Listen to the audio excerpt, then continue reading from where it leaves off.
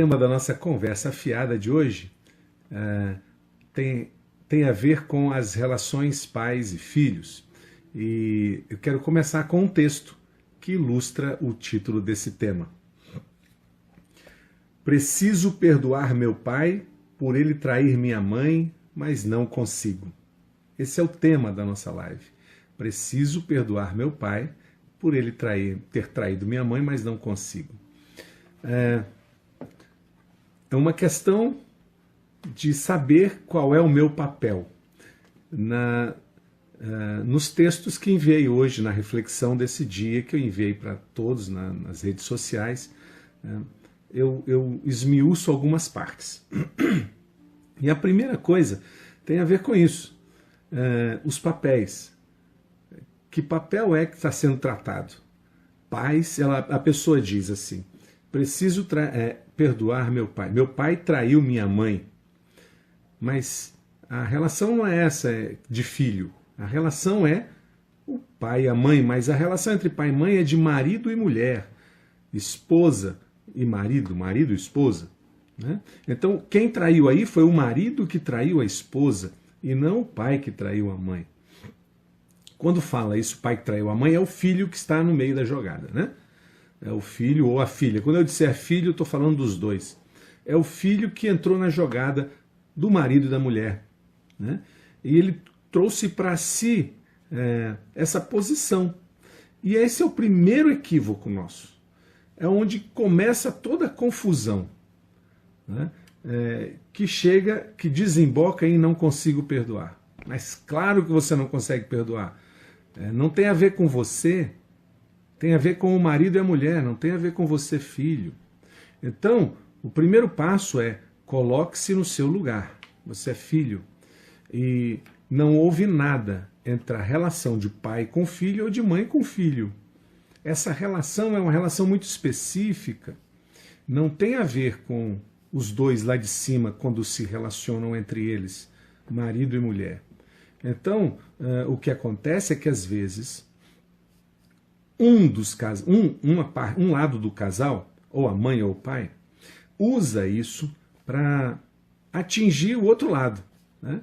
Então, no caso, e é uma suposição, no caso em que a mãe foi traída pelo pai, talvez a mãe não se coloque na posição de esposa e chame o marido dela à responsabilidade.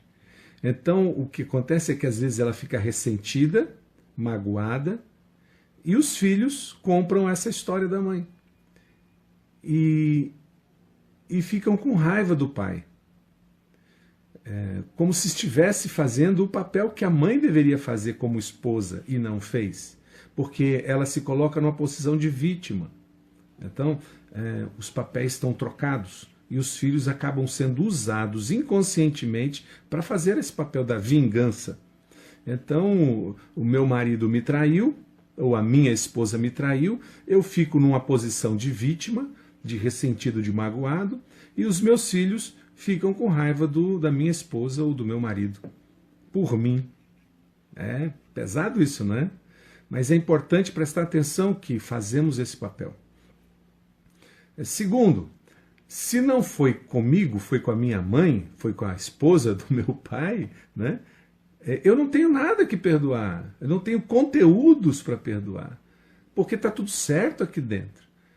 E a pessoa diz, isso aqui é um texto que me mandaram, que não consegue perdoar, não consegue mesmo, porque não existe esse conteúdo a ser perdoado. Segundo, também não perdoa porque precisa que a mãe dela, a esposa dessa pessoa, se posicione. Então, enquanto ela não se posicionar, o filho está fazendo o papel da mãe. Então, se a mãe não perdoar, o filho não vai perdoar porque está fazendo o papel da mãe, não é? Então, aí começa outro embrulho. Então, é preciso filhos ficarem nos papéis deles, como filhos, e deixar que os pais, que são adultos, resolvam essa história. Uma coisa que os filhos às vezes não aprendem, né? Quando nós, filhos, nascemos, os nossos pais eram jovens ou adultos. E eles já sabiam o que faziam da vida. Eles já sabiam que era amar, sabiam que era compromisso, eles já sabiam o que era trair ou não. E entre eles dois, o marido e a mulher, meus pais, entre eles dois existe um contrato de convivência não verbal e que um permite que o outro faça algumas coisas. Imagine se a mãe dissesse, olha o seguinte, se você aprontar uma vez comigo, acabou. Nunca mais ficaremos juntos. Você acha? Esse contrato já foi dito. Você acha que ele ia aprontar alguma coisa? Ou se aprontasse, ia ficar muito escondido?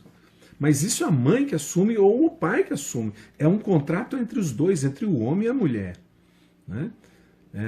E aí nós, filhos, passados 18, 20 anos, aí estamos já com 20 anos, a gente vai reclamar da atitude daquelas duas pessoas, marido e mulher, que já estão com muito mais de 20 anos além da gente. Eles já são crescidinhos, eles já sabem o que fazer. O pai não é vítima, a mãe não é vítima, o marido e a mulher. Né? Então, você filho, eu filho, não temos que entrar nesse assunto de marido e mulher. Isso é com eles sabem o que fazer. E se não estão fazendo, é porque eles têm esse contrato entre eles de não fazer. Né? Então é por isso que fica difícil o que a pessoa fala. Eu vou trazer alguns textos que me mandam. O que a pessoa diz, preciso perdoar meu pai por ele trair minha mãe, mas não consigo, tá certo, não consegue mesmo. E outra coisa, você não tem que se meter nesse assunto, esse assunto de marido e mulher. E é a tradição, né? Assunto de marido e mulher, não se mete a colher. Nem filho deve fazer isso. E essa frase começa com um verbo errado. O verbo precisar. Se você precisa, você está sendo obrigado a fazer alguma coisa. Então, você não precisa nada, não. Porque quando eu preciso, eu não tenho a vontade própria. Quando eu preciso, o desejo não é meu. Quando eu preciso, a escolha não é minha. Então, se você diz, eu preciso perdoar, está errado. Porque não é você, ela já está dizendo na frase que não é ela. É a outra, a mãe que precisa fazer isso. Né? Que vai fazer para que ela se libere. Porque de vontade própria interna ela não tem. Não é minha vontade. Quando eu digo, toda vez que eu digo, eu preciso fazer algo, não existe a minha própria vontade, o meu desejo. Né? Eu estou sendo obrigado. Então, você não tem essa obrigação. Basta você fazer. E aí eu vou terminar a frase. Preciso perdoar meu pai por ele trair minha mãe, mas não consigo. Ele era meu exemplo. Ela diz assim, ele era. Mas por que deixou de ser? É porque você comprou a história da sua mãe. Né? Ele era meu exemplo, meu herói, mas deixou de ser. O pai continua sendo pai, não mudou essa história. E descobrir isso ferrou com o meu psicológico. Caramba, descobrir isso. Às vezes se descobre porque alguém falou, porque eu vi, ou porque minha mãe disse. Mas como descobrir isso ferrou com o seu psicológico? Vamos lá. Os pais são seres humanos, eles falham, eles erram. Assim como nós, assim como você. Nós erramos. Isso, ferrar com o psicológico, que está dizendo aqui, significa a imagem ilusória, a imagem fictícia, a imagem que eu criei do meu pai herói foi desfeita e ele é um ser humano, ele erra.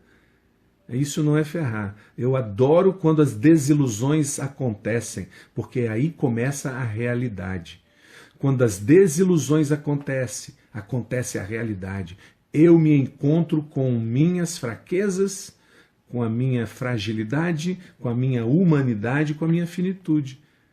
Porque a fraqueza dele, que é meu herói, reflete também a minha, que sou humano. Né? Isso é importante na nossa vida. Aí ela continua.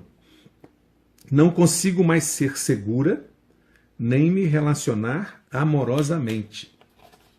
Não consigo mais ser segura, nem me relacionar amorosamente. Por que será? O que representa essa imagem do pai na vida dessa pessoa? não consegue se relacionar amorosamente, mas ele não traiu você, você não era esposa dele, você é filha, não deixou de ser. Você pode se relacionar sim amorosamente. E eu não dou garantia de que você jamais será traída, mas dou garantia que essa pessoa com quem você vai se relacionar não é seu pai. E talvez você desejasse tanto ser amada pelo seu pai. E aí você se sente traída, e você se sente impedida de amar novamente. Então, assim, assunto do marido e mulher, seus pais é assunto deles. Você não foi traída por seu pai. O seu pai é seu pai.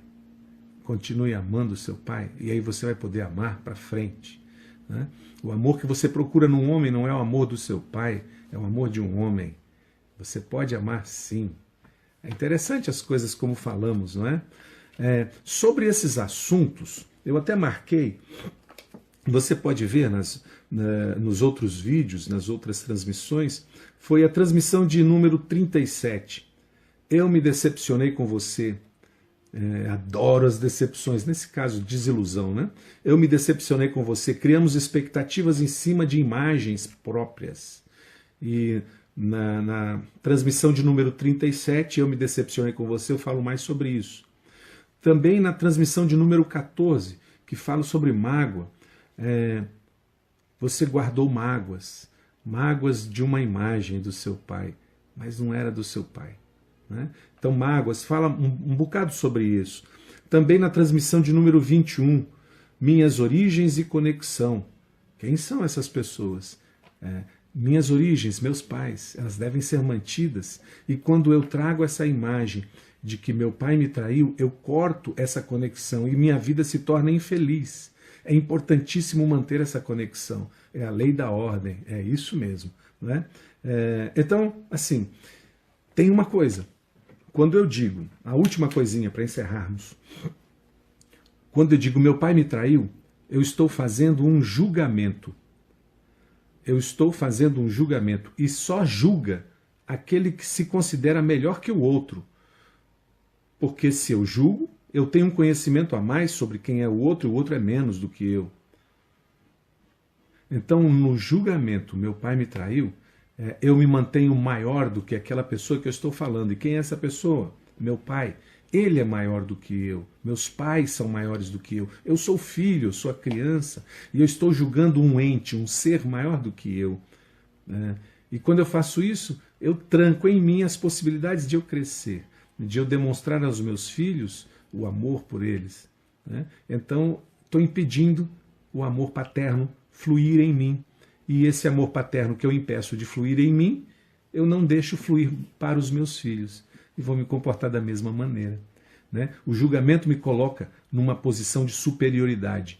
E se você diz, você é isso, você está se colocando nessa posição. Então, muitas coisas nesse tema, muitas coisas, que dá para falar picadinho, um tema em cada vez, e talvez eu faça isso. Quero agradecer muito você por ter estado aqui nesse bate-papo, falando sobre essas relações. Meu pai me traiu e eu não consigo perdoar.